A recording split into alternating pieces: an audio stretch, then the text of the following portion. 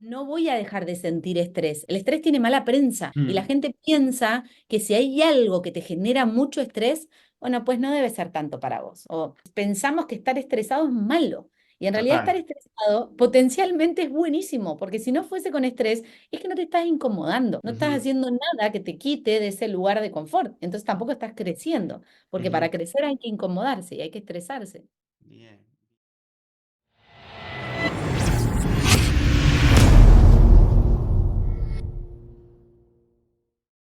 Bueno, es un lujo recibir en Factor Confianza a Lucía Spragon, neuropsicóloga clínica del Club Atlético Boca Juniors, máster en neuropsicología clínica y psicopedagoga, docente en numerosas instituciones educativas, realizando su doctorado en psicología en la UCA. Lucía se dedica a ayudar a deportistas de alto rendimiento a comprender cómo el funcionamiento del cerebro impacta en su rendimiento deportivo y cómo se pueden mejorar las habilidades cognitivas y emocionales para optimizar su desempeño dentro de un campo de juego. Lucía, en primer lugar, agradecerte por tomarte estos minutos para charlar en Factor Confianza y te cuento que a mí me gusta empezar estas conversaciones con la pregunta del para qué. ¿Qué te, qué te motivó a especializarte en neuropsicología, aplicada al deporte? ¿Cuál dirías que es el hilo conductor de las distintos pasos que fuiste dando en tu trayectoria? Uy, es magnífica tu pregunta, porque hace poco me di cuenta de justamente de una relación que había entre dos rumbos muy distintos que llevó, digamos, mi carrera profesional. Inicialmente, en mi carrera profesional fui mucho más clínica, abocada a una población particularmente o absolutamente distinta a la actual, que es que yo trabajaba con personas ¿Ok? con discapacidad intelectual, con autismo, síndrome de Down. Y de ahí viré 180 grados al alto rendimiento. Ok. Y intentando comprender un poco la relación, ¿no? Entre estas como dos polaridades. Mm, Justamente era como trabajar con el déficit o lo que falta o lo que hay que compensar y trabajar luego para potenciar a las personas, digamos, dentro de sus potenciales posibilidades actuales a las potenciales ok. que podíamos ir vislumbrando que tenían.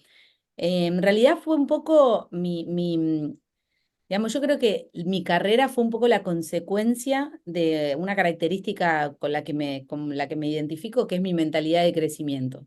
Siento Bien. que soy una persona que disfruta muchísimo los desafíos, que lejos de acobardarse ante ciertas posibilidades o a nuevas aventuras o a, no sé, a probar cosas diferentes, a aprender, me siento muy motivada y, como te digo, sí, entusiasmada cuando se me abren proyectos nuevos, caminos nuevos.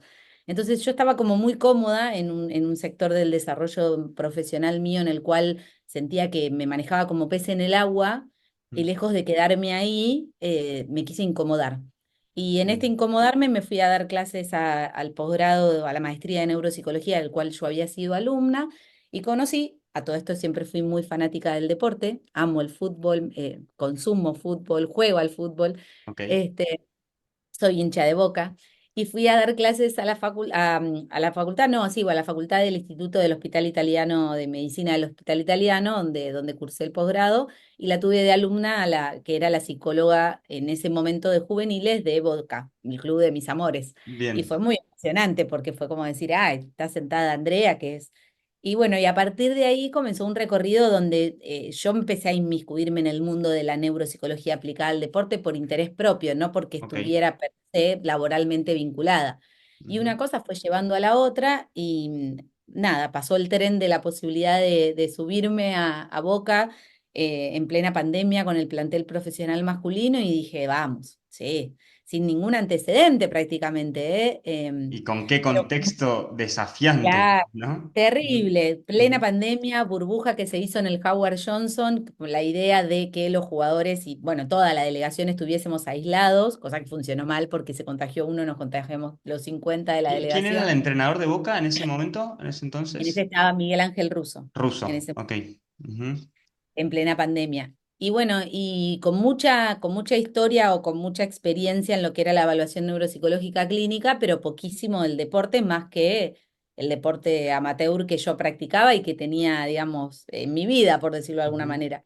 Y ujú. empezó ahí un proyecto muy, muy lindo que está dando un montón de frutos porque desencadenó un montón de intereses. A raíz de esto yo me pongo a estudiar un montón acerca de qué antecedentes hay, ¿no? Qué cosas se conocen sobre neuropsicología aplicada al deporte, que había muy poquito, y encuentro ahí como un terreno muy fértil para ir allanando en relación a Ujú. esto que me gustaba tanto. Entonces me metí, y cuando me metí de lleno. Y qué puerta de entrada, pienso, ¿no? Sí, Entrar comencé como esa exposición por de una. inundación, dirían por ahí los cognitivos, pero ¿no? Arrancar a incursionar en el mundo del alto rendimiento, trabajando, entiendo, con el plantel profesional de Boca, en un contexto de pandemia, de aislamiento, de entrenamientos en burbujas, ¿no?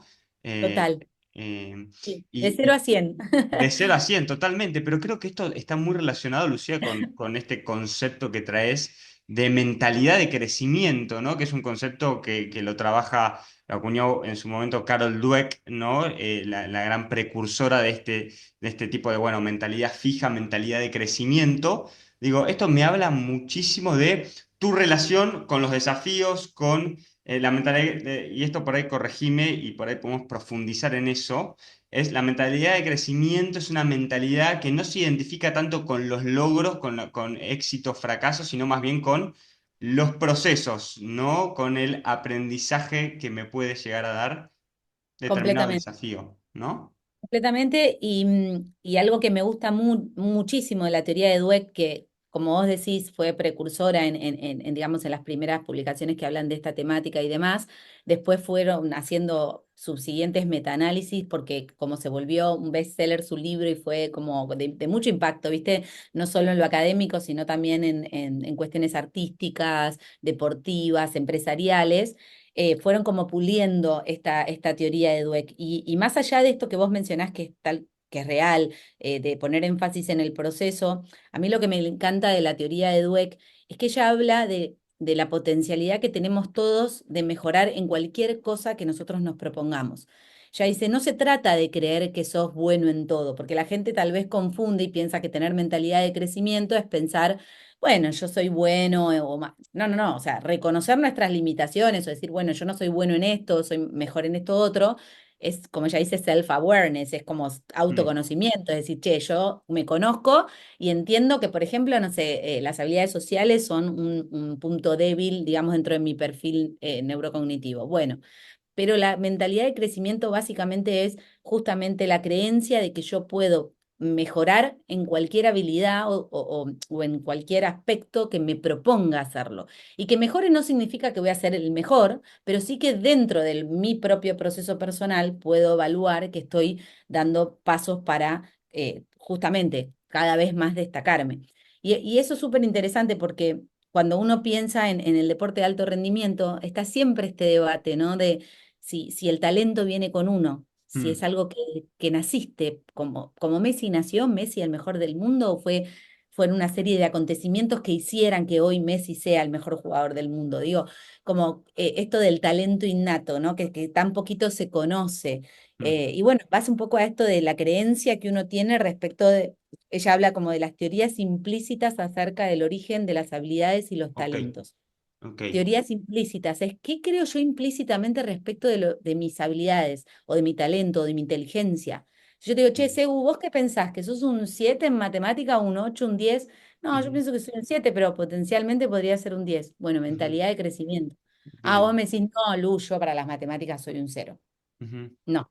Y ya ujú. está, te quedás como en esa, ¿no? Total, En y pienso también identificarse con soy un 10 en matemática o soy muy bueno en esto, también me puede volver alguien bastante aversivo a poner en juego esa etiqueta, ¿no? O sea, o sea, digo, la identificación rígida con soy bueno o malo en esto, a lo mejor o condiciona muchísimo cómo nos relacionamos me imagino en una cancha, con pedir la pelota o no, o con Total. patear ese penal o no, porque la Exacto. identificación fija, en definitiva, termina como poniendo en riesgo, terminamos siendo personas por ahí que no quieren poner en riesgo su etiqueta, ¿no? Completamente. De hecho, esto nosotros lo vemos mucho en el deporte, porque tenemos jugadores que, por ejemplo, juegan en la liga y en la liga son los mejores y después les cuesta pasar a AFA porque no quieren perder su estatus de, che, pero si yo en liga la rompo toda. Y bueno, Claro. pero tenés que, como vos decís, tenés que arriesgar y genera temor, porque es como me Ujú. voy a exponer a no ser tan bueno, porque yo sé que en AFA tengo más competencia, ¿entendés? Pasa Bien. mucho. Bien, es interesante eso y esto ya nos pone en contacto con otro tema que es la regulación emocional, el vínculo con nuestras emociones, emociones como el miedo, la ansiedad, ¿no? Que están a la orden del día en nuestro contexto actual, emociones que tienen una función evolutiva, ¿no? Primordial, pero que muchas veces demonizamos e intentamos como controlarlas o erradicarlas, ¿no? Bajo esta suposición de cuando logre controlar la ansiedad voy a hacer eso que quiero hacer, ¿no? Exacto. Y leyendo uno de tus artículos, ¿no? En el que citas a una investigación de Alison Woodbrooks, decís, citando el estudio, el 84% de las personas cuando se sienten ansiosos antes de una performance tienden a decirse a sí mismos, cálmate, no estés tan nervioso, ¿no? Ujú. Sí. ¿Por qué intentar calmar la ansiedad es lo peor que podemos hacer? Bueno, porque produce exactamente el efecto opuesto. Cuando yo me digo calmate, calmate, tranquilo, tranquilo, lo único que estoy logrando es exacerbar los síntomas fisiológicos de esa manifestación, o sea, o de la expresión de esa emoción. Como nuestro cerebro nos avisa de que hay una situación potencialmente amenazante. Vos decís, che, Bien. voy a dar un discurso frente a 3.000 personas o voy a jugar una final, ¿sí? O un superclásico, contra un equipo importante. Lo que te está avisando tu cerebro es de que la situación es potencialmente amenazante, porque así la decodifica. Si vos le decís, tranquilo, tranquilo, cálmate, no estás dando entidad, no estás dando lugar a ese llamado, si se quiere, de la atención que nos está haciendo el cerebro, y lo que único que va a hacer es, te voy a mandar más información sensorial para que me registres que te estoy diciendo que acá hay una amenaza. Ok, Entonces, lo único que va a mermar esa manifestación somática de las palpitaciones, la sudoración, el temblor de la voz, todo lo que le pasa al cuerpo en base a estas señales que me da mi cerebro, es decirle, ok, yo te escuché, ya entendí que para vos esto es amenazante, yo puedo de todas maneras enfrentarlo. Más complejo es, más me entusiasma hacerlo. Es como reconceptualizar esa ansiedad que estoy sintiendo. No voy a dejar de sentirla. Entonces, la habito. ¿Viste? Es una invitación a habitar esa sensación. El tema es qué etiqueta le pongo desde mi pensamiento. Es, che, esto que estoy sintiendo acá en la panza. mm, Es un horror, es un espanto, es desagradable, es lo peor del mundo, es porque estoy equivocada y no estoy lo suficientemente preparada para hacerlo, ujú, o es parte de un proceso que me señala que lo que estoy a punto de hacer es algo que tiene un enorme valor para mí. ok, Entonces, cuando yo lo interpreto así, digo, bueno, a ver, estoy a punto de dar una charla frente a un montón de personas. Tiene un valor enorme. Estoy a mm, punto de jugar una final. Es lógico que me sienta así. No es bien, sin miedo, es con miedo.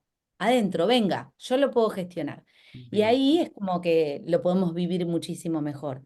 bien, Porque si no, bien. O sea, es es normal, es esperable que nuestro cerebro, que es una gran máquina predictora o que se anticipa, anticipe que hay una amenaza potencial o que el estímulo al que estamos por enfrentar es amenazante, ¿no? O sea, eso no es completamente. algo patológico que nos suceda, ¿no? No, y de Ujú. hecho es que, a ver, nosotros tenemos un cerebro que está como muy chipeado, como si fuésemos del paleolítico. Si yo Mm, no tengo esta advertencia, digamos, también es absolutamente como eh, precavido que la tengamos, porque de lo contrario nos expondríamos a muchas situaciones, saldría a la calle mirando el celular, me atropella un auto, o sea, nosotros tenemos que tener estas alarmas encendidas y tenemos que poder medir también el riesgo. No vas a jugar una final como vas a jugar un partidito con los pibes del barrio. O sea, bien. tenés que estar en un sistema de alerta óptimo, por ejemplo, porque estás por jugar una final. El Ujú, problema es cuando se te dispara una ansiedad que resulta ya contraproducente, porque el problema no se suscita en la ansiedad per se. El ujú, problema es qué pasa con esa ansiedad cuando me juega en contra y limita mis acciones para con la situación. Sentirla es esperable y está bueno. Si vas a rendir un final y no estás ansioso y estás extremadamente relajado, tampoco tal vez es bueno, porque te olvidas de lo que tenés que decir o no sos lo mm, suficientemente agradable. No sé, creo que bien. es súper positiva tenerla. El tema es cómo la gestionamos. Bien, me parece una idea muy interesante esa. Y dirías, o sea, el primer paso, ¿no? Como intervención, ya me quiero meter por ahí en la intervención de una neuropsicóloga, es bueno, enseñar a nombrar la emoción, a primero contactar que está esa emoción, o sea, la etiqueta, el nombrar que estoy experimentando determinada emoción, que es una respuesta muy compleja, una emoción, ¿no? Pero ¿es un paso primordial, dirías? El etiquetado, si Completamente. querés. Ok, Sí, de hecho, no sé si conoces el libro Permission to Feel de Mark Brackett. Mark ok. Brackett es un autor que habló muchísimo sobre el desarrollo de la, digamos, de la teoría de la gestión emocional y Ujú, regulación emocional en base a experiencias autorreferenciales de su propia vida. Es ujú, muy lindo porque él va contando cómo va también como inmiscuyéndose en la vida de él, de la investigación que él hace en relación a las cosas o a los antecedentes de su infancia y de su propia vida. Es ujú, muy lindo de leer y es muy didáctico en términos de que él justamente explica con una técnica que él llama ruler, como los 5 pasos para poder aprender mejor la gestión emocional. Nosotros utilizamos mucho esa técnica ruler, que la primera, la R es de recognition, ok. ¿sí? De understanding, la U, labeling, en fin. El punto es que esa parte de etiquetar que vos decís, Ujú, él la explica cómo lo hicieron en un laboratorio de los neurocientíficos. Para mí esta parte, como siempre, es como maravillosa, porque entendés cómo funciona, donde a través de una serie de estudios experimentales ponían a las personas en resonadores y les pasaban con imágenes audiovisuales y demás diferentes escenas que el cerebro, obviamente vos sabés que nuestro cerebro se cree lo que ve. Entonces, mm, el cerebro empieza como a procesar esa información y a desencadenar diferentes tipos de emociones: mm, desesperanza, desilusión, tristeza, dolor, angustia, alegría, depende de las escenas que les manifestaban. Y lo que probaron era, hicieron un grupo control y un grupo experimental, que a unos les pedían por favor que identifiquen qué estaban sintiendo y que lo pudieran verbalizar. Y mm, observaban la actividad eléctrica de esas personas. ok, Y lo que observaron justamente es que cuando uno dice, me siento desilusionado, me siento desesperanzado, merma la manifestación fisiológica de esas ok. expresiones de las emociones en el cerebro. El simple Entonces, hecho de ponerle una etiqueta. ponerlo en palabras y verbalizarlo, Wow. que yo te diga, Mm, me siento angustiada. ¿Por qué la terapia en sí misma también es tan útil? Porque la gente dice, ay, no, pero para eso hablo con un amigo. Cuando uno puede, no es igual, ¿no? Porque por un ujú, montón de motivos, ¿no? Pero de por sí, cuando uno puede poner en palabras y etiquetar la emoción, que una de las cosas que Mark Brackett también enseña y me parece muy atinado es que no somos nada buenos etiquetando emociones. ok, O sea, siempre vamos a las generales, ¿no? Como alegría, miedo, tristeza, las total, básicas. Y él hace total. un abanico como de granularidad, le llama de Exactamente. distintos tintes emocionales, y Ujú, hay un montón. Cuando ajá, vos atinás ahí como y afinás tu percepción, tu autopercepción para poder identificar bien qué es lo que siento, porque vos tal vez me decís, no, Lu, lo que pasa es que yo estoy re enojado. Y empezamos a conversar, que es un poco el rol también, ¿no? En la terapia, de que vos puedas ir como desarticulando ese pensamiento o esa emoción ujú, que crees que traes, y empezás a entender que en realidad lo que te pasaba no era que estabas enojado, ponele, en realidad estabas, no sé, desilusionado o ujú. algo más específico. Cuando podés encontrar eso y ponerlo en palabras, es como que transitas esa emoción muchísimo más tranquilo. Bien, bien, o sea, vale la pena trabajar en este concepto que trajiste, granularidad emocional, ¿no? A mayor granularidad emocional, pareciera, ¿no? Que esto por ahí hay que ver ahí esta relación, ¿no? Pero mayor regulación emocional, ¿no? Con cuanto mayor precisión podamos identificar qué emoción estamos teniendo, ¿no? Mayor capacidad de regular esa emoción. Gestionarla. Exactamente, exactamente. Y traes a esto de la revalorización, o sea, podemos transformar la ansiedad en entusiasmo, por ejemplo, o interpretar, acá todo me va haciendo pensar, y esto son hipótesis, siempre me gusta estar más en las preguntas que en las respuestas, pero que las emociones en última instancia son una respuesta muy compleja que incluye una respuesta fisiológica, pero que en última instancia ese nombre que le ponemos es más una construcción, ¿no? Uno puede Sin duda. estar sintiendo ansiedad o entusiasmo y toda esa respuesta fisiológica que es similar entre el entusiasmo y la ansiedad, pero uno la resignifica de pronto frente a un desafío que tenga. Totalmente. De hecho, el corolario, digamos, de la teoría de Dweck, cuando hace después, posteriormente a sus primeras investigaciones, sus terceras, cuartas, en pandemia, ella se dedicó mucho como a reevaluar este concepto de las mentalidades y demás. Ella y David Yeager hacen como en conjunto una serie de, como te decía, de metaanálisis respecto a esta teoría del growth mindset, de la mentalidad de crecimiento, y describen un nuevo concepto que es el concepto del mindset del estrés, sería, ¿no? Como relacionan y hablan como de una sinergia en donde lo que optimiza el aprendizaje, la performance y lo que podríamos, entre comillas, llamar éxito en la vida, tenía que ver con la combinación de estas dos mentalidades, la mentalidad de crecimiento y la mentalidad frente al estrés. Y Mm. cuando hablan de este concepto de mentalidad frente al estrés, fundamentalmente hablan de lo que vos mencionaste, es qué, qué etiqueta le estoy poniendo yo a lo que siento y cómo considero que es esa incomodidad que estoy sintiendo. Porque fíjate que cuando hicieron estos estudios, por ejemplo, en Harvard, que le decían a los alumnos, a los estudiantes antes de un examen importante, ¿qué te dirías? ¿Qué te dirías a vos mismo?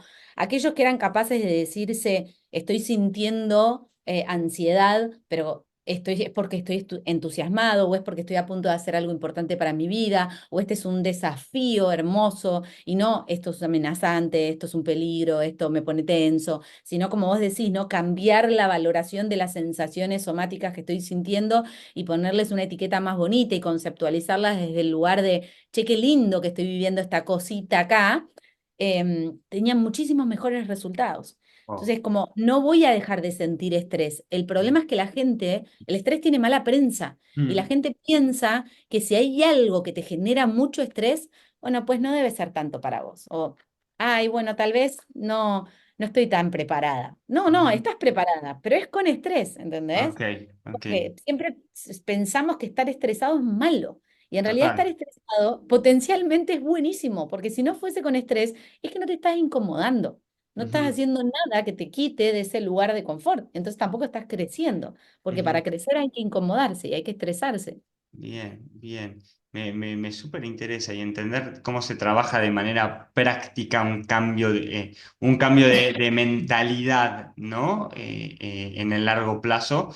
Dirías que los deportistas son personas de alto rendimiento, ¿no? Que ya han llegado, o sea, por más que después, bueno, sean titulares, suplentes, jueguen más, jueguen menos, todo deportista de élite que ya llegó a ese nivel ya tiene, nada, un montón de recorrido hasta llegar a ese momento.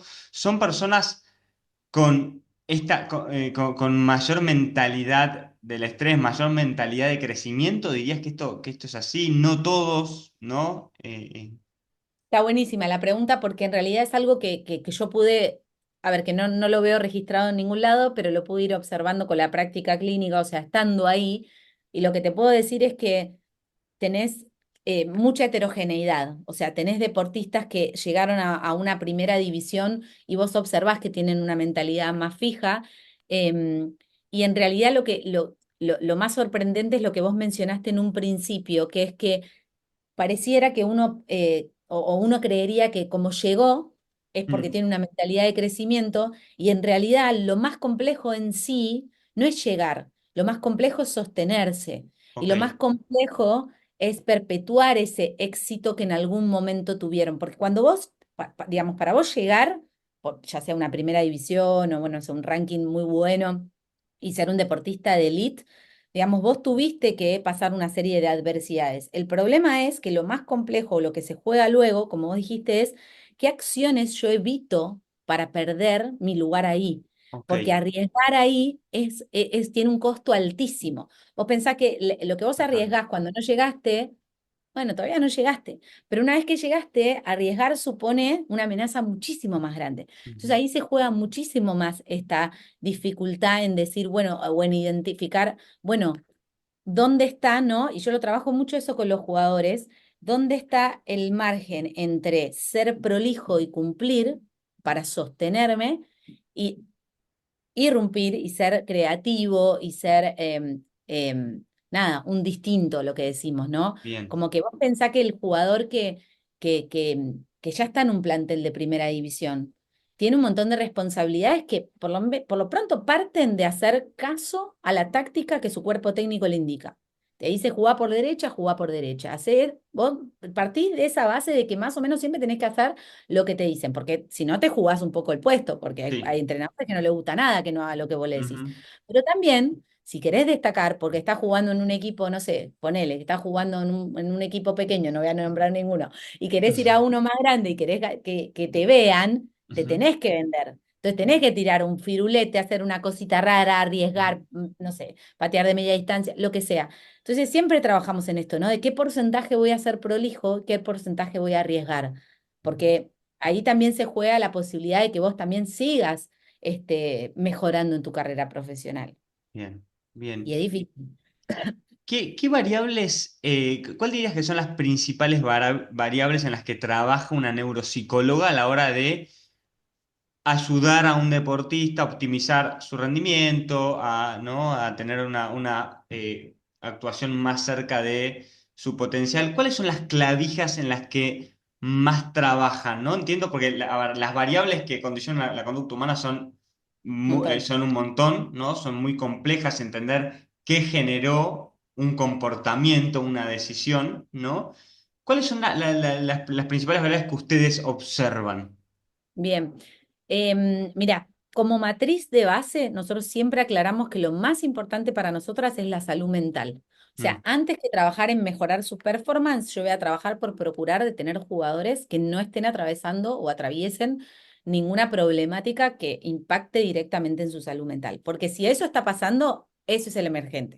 O mm. sea, lo primero es pesquisar, es identificar que no esté pasando potencialmente ningún problema que atente contra su salud mental, que es altamente probable en alto rendimiento. Ok. El alto rendimiento no tiene nada de sano, o sea, está coqueteando con la psicopatología permanentemente, con la depresión, con la ansiedad, con el trastorno alimenticio, con un Bien, montón de o cuestiones. sea, es un contexto que favorece ciertas conductas, De nada, absoluta vulnerabilidad ok. sí, sí, Ujú, completamente. Por eso hay que hacer mucha campaña también por la presencia de psicólogos, neuropsicólogos, psiquiatras en el contexto de alto rendimiento, porque es algo que antes no se hablaba y ya desde Simone Biles o incluso desde antes, mucha sí. gente comenzó a hablar de esto, ¿no? De la Ujú, depresión, bueno, y primero la persona. Antes que futbolistas son personas, ¿sí? Es un bien. tema de salud. Entonces, como matriz básica, eso. Y después, en particular, como neuropsicóloga, a mí lo que más me convoca es lo que tenga que ver con los aspectos de su funcionamiento cognitivo y ejecutivo. Y cómo el impacto, y cuando hablo de funcionamiento cognitivo y ejecutivo, hablo del perfil neurocognitivo en general, que incluye habilidades de regulación emocional, habilidades sociales, habilidades metacognitivas, funciones ejecutivas, Mm, o sea, en general, ¿no? Pero para lo que nosotros trabajamos es esto, es para como identificar su perfil neurocognitivo de fortalezas y debilidades en estos aspectos que te menciono como reguladores del proceso del comportamiento ujú. y em, justamente trabajar o intervenir para potenciar aquellos aspectos que vos decís, bueno, esta no es una fortaleza en este individuo, pero para eso necesito evaluarlos neuropsicológicamente, porque no son las mismas las necesidades de cada jugador. Y como vos bien lo dijiste, el comportamiento es tan complejo, yo tengo que evaluar de esos procesos reguladores del comportamiento Mm, diferentes aspectos, lo cognitivo, lo ejecutivo, lo social, lo emocional. Y todo eso lo hacemos, en mi caso como neuropsicóloga, a partir de la administración de test y de técnicas psicométricas que me permiten evaluar, cuantificar y decir, bueno, tengo una medida estándar de cómo es este individuo en estos aspectos, en este momento de su vida, con, no sé, estas características. bien, bien. ¿Y qué es una habilidad, cuando hablamos de habilidad cognitiva, qué es una habilidad cognitiva? ¿Es una velocidad en el procesamiento visual? ¿Es mayor noción de tiempo y espacio? ¿Podemos como hacerlo más específico a esto? ¿A qué es una habilidad Sí. cognitiva? Y venimos con algo más cableado, más innato, ¿no? Hay mucho margen de mejora, esto se trabaja y se mejora. ¿Y cómo se mide? Me estoy poniendo en cómo le vendo al jugador que si practicamos esto de visualización cómo él lo ve tangible en el campo de juego después. Bien, son con tres preguntas las que me hiciste, ¿eh? Ok. Voy a apelar a mi memoria de trabajo, a ver si llego. Bien, bien, pero Primero, contestalas por donde quieras empezar. sí, la primera, las habilidades cognitivas o lo que se denominan dominios cognitivos, por supuesto que según qué bibliografía vos consumas y demás van a tener diferentes disquisiciones, pero en términos generales son recursos cognitivos, son habilidades psíquicas superiores, la memoria, la atención, la función ejecutiva, la visoconstrucción, la visopercepción, la velocidad de procesamiento, Mm, ¿sí? Coordinación visomotora. Algunos incluirán algunas otras más, pero mayormente esas, lenguaje, ¿sí? Razonamiento, habilidades cognitivas. Desde el punto de vista neuropsicológico, todas estas son susceptibles de ser medidas, como te dije. ¿Cómo se miden? Con test neuropsicológicos clásicos, ok. psicométricos, que Ujú, tienen estadísticas por detrás, baremos, que me permiten ubicar a la persona en función de la evaluación de diferentes variables en relación a una media. Bueno, che, Segu, a vos te voy a evaluar con este test, por ejemplo, tu habilidad para no sé, para manejar la selección de los estímulos, atención selectiva o bien. atención sostenida o atención dividida o Ujú, control inhibitorio. O sea, voy a evaluar diferentes dominios con diferentes tests. bien. Después, la otra pregunta es, ¿cómo hago para que entienda que esto es susceptible de ser entrenado y Total, mejorado? yo pienso en vender, siento, los psicólogos somos vendedores de conductas, ¿no? Y digo, Sí. ¿cómo le vendo este proceso de entrenamiento cognitivo al jugador Bueno, a mí para no me gusta entusiasmarlo vender con el nada. viaje? A ¿No? mí no me gusta vender nada, no te vendo ni un caramelo, Ah, soy malísima, ajá. pero lo que sí te puedo contar es que a mí llegaste al tema que actualmente me parece más controvertido y me encanta, que es, ¿esto sirve? Este famoso fenómeno de la neurociencia aplicada. ¿Es mucho vendehumo? ¿Qué hay de evidencia científica detrás de esto? Porque yo soy muy aficionada a la neurociencia, pero a mí no me gusta decir que por hacer un entrenamiento con luces LED, el pibe va a ir a correr y a meter más goles. Exacto, y Porque no causa hay efectos evidencia muy difusos, científica. pienso, ¿no? ¿No? ¿No?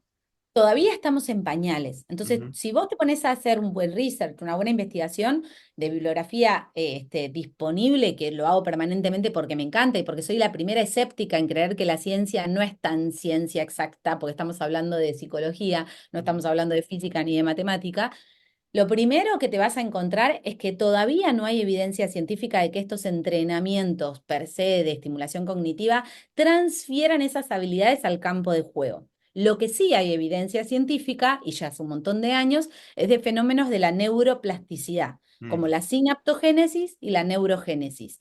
Esos dos procesos, que es básicamente la creación de nuevas neuronas en zonas específicas del cerebro y la creación o el surgimiento de nuevas interconexiones sinápticas, que es como la comunicación de las neuronas, bien, esos dos fenómenos de plasticidad cerebral sí están evidenciados científicamente hace años. ok. ¿A partir de qué? De la estimulación cognitiva, del ambiente enriquecido, es decir, se observan y se estudian cerebros de personas en distintas etapas evolutivas y cómo mejoran la performance en diferentes aspectos del aprendizaje en base a la estimulación. Ahora, ¿eso significa que yo lo puedo directamente transferir al deporte? No lo sé. Ok. Mal no le voy a hacer. Si yo hago entrenamientos que desarrollen o estimulen funciones cognitivas como tu velocidad de procesamiento y de atención, Ujú, seguramente en cancha vos vas a estar más ágil mentalmente. bien. Ahora, ¿está reportado? Todavía no está reportado, ¿sí? Entonces, yo te puedo contar lo que sienten los jugadores. Ujú, Tenés jugadores muy escépticos, cerrados, inseguros y que no quieren exponerse a esto, porque a la ujú, pelota se juega con los pies y a mí no me vengas a decir que tengo que trabajar la cabeza y bla, bla, bla, ujú. porque existen, y otros que les encanta. Ok. Sí, oye, vamos a hacer la evaluación, que me gustan estos juegos, me divierte, me siento más despierto, me da lucidez, Ujú, siento que cuando estoy haciendo las cosas comprendo mejor por qué las hago, cómo las hago, me da más autoconfianza, eleva mi motivación. Ese es el interesante. impacto más directo, ¿sí? Como, Bien, sí, me siento preparado. Estuvimos toda la semana laburando en esto y me pude enfocar mucho mejor en esto que laburamos. Buenísimo. bien, bien. Terminás desarrollando una mentalidad de crecimiento también, Sin duda. ¿no? Bien, o sea, lo que sí hay evidencia 100% es que la neuroplasticidad, nuestro cerebro cambia. Podemos generar un contexto, generar estímulos que modifiquen nuestro funcionamiento cerebral, la activación de ciertas áreas, el desarrollo de ciertas áreas. O sea, de eso no hay. duda. Ninguna duda. Bueno, pienso que es un buen punto de partida para hablar con un Sí. jugador o con, ¿no? Completamente, Ujú, completamente. Pero bueno, yo porque a mí me gusta hilar fino, porque una cosa es hablar con un jugador y explicarle esto, y otra cosa es como por ahí gente que se está dedicando a esto y que ujú, se produce ahí a veces, ¿no? Como un híbrido complejo, porque vos ves carteles en los gimnasios que dicen acá hacemos neurociencia, y a mí me da un poco de dolor de estómago, porque en el gimnasio no se hace neurociencia. ujú. ¿Entendés? La neurociencia se hace en un laboratorio con un Claro. resonador, un electroencefalograma. En todo caso, bueno, tenés un profe que se formó, ponele, en Ujú. neurociencia y está aplicando ciertos ejercicios, Bien. pero me gusta hacer la disquisición. No sé, a mí me parece que hay que ser prolijo en eso. Bien, bien, sí, ser más específicos, ¿no? A veces en la generalización uno termina etiquetando, diciendo muchas palabras, ¿no? Y describir o decir palabras no es explicar un fenómeno o explicar una conducta o ayudar a un jugador a mejorar, a sentirse más confiado, ¿no? Y la neurocosa vende, como vos dijiste, la Total. neurocosa vende. Ujú. Bien, sí, absolutamente. Bien, ya para cerrar, Lucía, me quedaría hablando un montón más de los distintos y profundizando los distintos temas que fuimos tocando respecto a la mentalidad, ¿no? Del deportista de alto rendimiento. Eh, quiero, y voy a volver por ahí al tema de mentalidad, pero para cerrar, ¿no? Me sucede mucho y me encuentro mucho también en la clínica, ¿no? Con personas muy identificadas con el logro, ¿no? Con el éxito, ¿no? Y esta asociación, somos seres verbales que aprendemos a asociar, de asociar la valía personal, asociar el éxito con conseguir cosas, ¿no?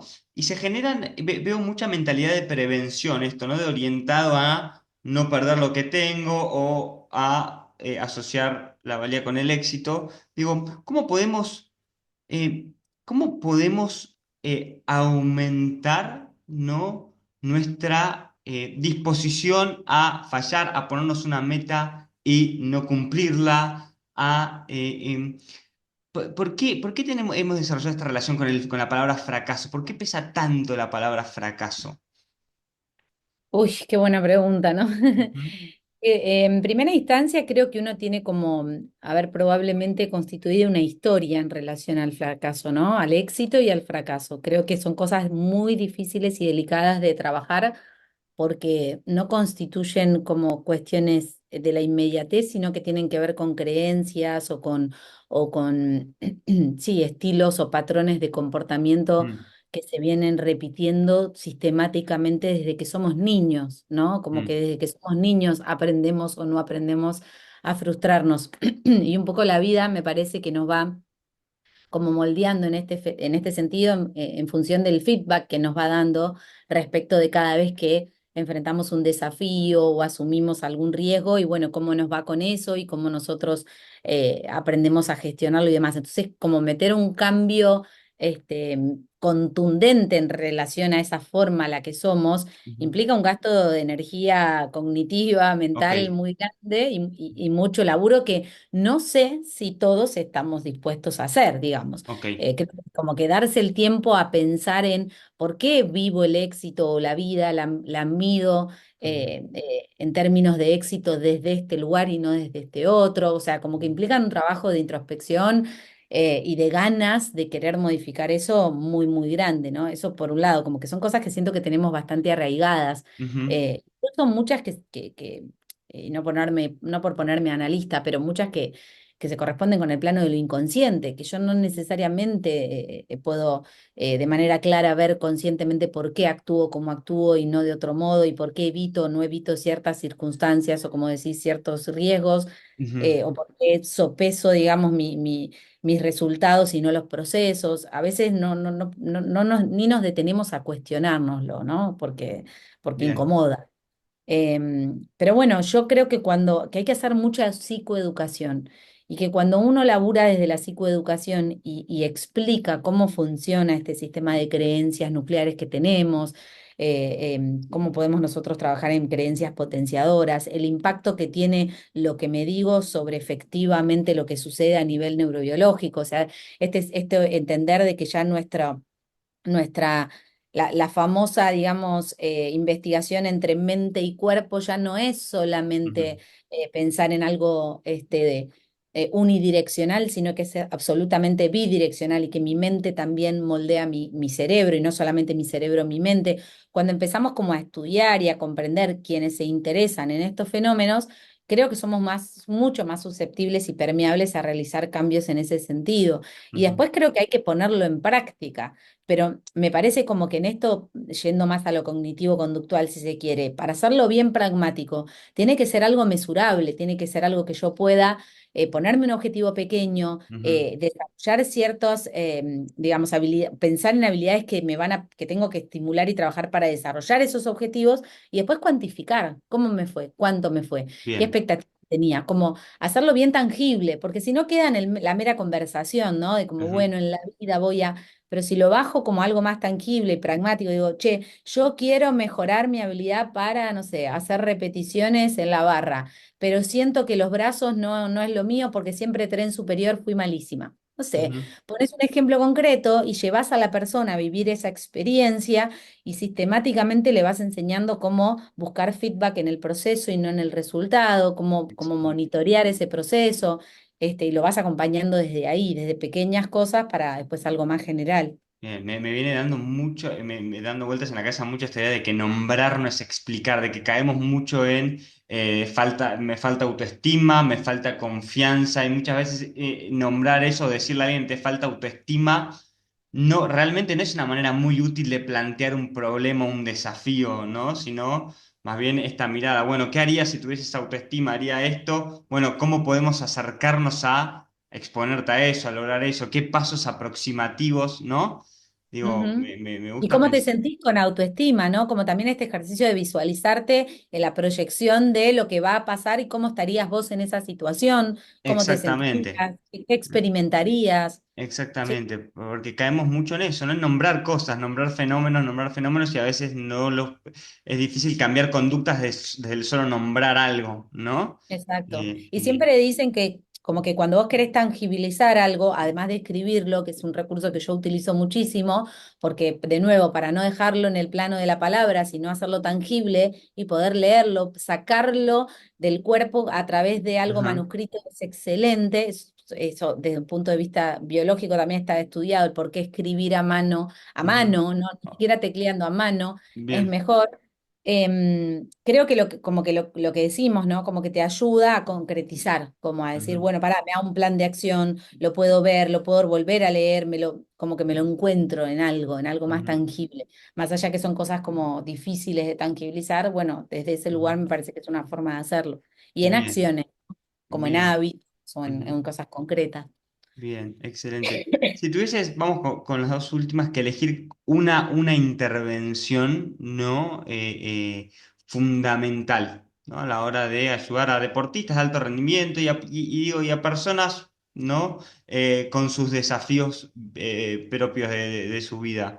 Eh, ¿Dónde te meterías primero? Si ya sea, bueno, aprender a meditar, a tener, a prestar atención a lo que va sucediendo momento a momento de una determinada manera. ¿Trabajarías con la respiración para aprender a regular el sistema autónomo de una determinada manera a través de la respiración? Si tuvieses como que elegir una, yo sé que es una pregunta difícil y si que busca Re. simplificar, pero ¿dónde empezarías por ahí? O un consejo que darías.